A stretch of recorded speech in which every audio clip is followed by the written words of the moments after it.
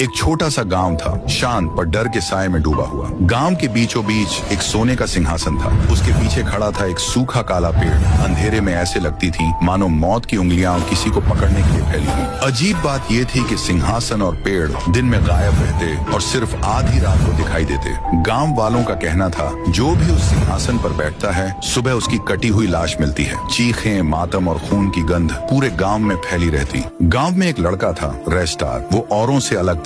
मौत की परछाइयों को देखता, सवाल करता, पर उसके भीतर डर भी उतना ही गहरा था। कई रातों तक वो उस सिंहासन को दूर से देखता रहा। उसकी सुनहरी चमक अंधेरे में किसी दानव की आंखों जैसी लगती थी। रेस्टार सोचता, आखिर ऐसा क्या है इस सिंहासन में, क्यों सबकी जान चली जाती है? पर उसकी हिम्मत कभी नहीं होती पास जाने की। एक दिन गांव में एक बूढ़ा बाबा आया। रेस्टार ने बाबा को सब कुछ बता दिया। बाबा ने गहरी सांस ली और कहा, बेटा, ये श्राप है, इसे खत्म करना आसान नहीं। उस रात बाबा और रेस्टार दोनों उस सिंहासन के पास पहुंचे। बाबा ने मंत्रोच्चार शुरू किया। जैसे ही मंत्र तेज हुए, सिंहासन अचानक कांपने लगा और हवा से डरावनी चीखें निकलने लगी। तभी अचानक एक लड़की का सिर प्रकट हुआ। वो चिल्लाई, मैं सबको खत्म कर दूंगी। मेरी किसी भी चीज को छूने की हिम्मत मत करना, वरना उसी पल मौत मिल जाएगी। बाबा ने कांपती आवाज में पूछा, कौन हो तुम? गांव वालों से तुम्हारा क्या बैर है? कुछ पल सन्नाटा रहा, फिर वो आत्मा गरजते हुए बोली, मैं राजगढ़ की महारानी हूँ। सालों पहले इस गांव में भीषण सूखा पड़ा। लोग भूख से मरने लगे, पानी तक नहीं बचा था। मैंने अपने राज्य का सारा खजाना दान कर दिया ताकि ये गांव बच सके। और सच में गांव फिर से हंस पड़ा, खिल उठा। पर इस गांव का मुखिया, वो लालची कुत्ता, वो मेरे पास आया और मेरे विश्वास का गला घोंट दिया। धोखे से मुझे मेरे ही दरबार में मार डाला। मेरी चीखें, मेरा खून, सब इसी सिंहासन ने सोख लिया। तभी से मेरी आत्मा यहाँ कैद है। उसकी आवाज इतनी दर्दनाक थी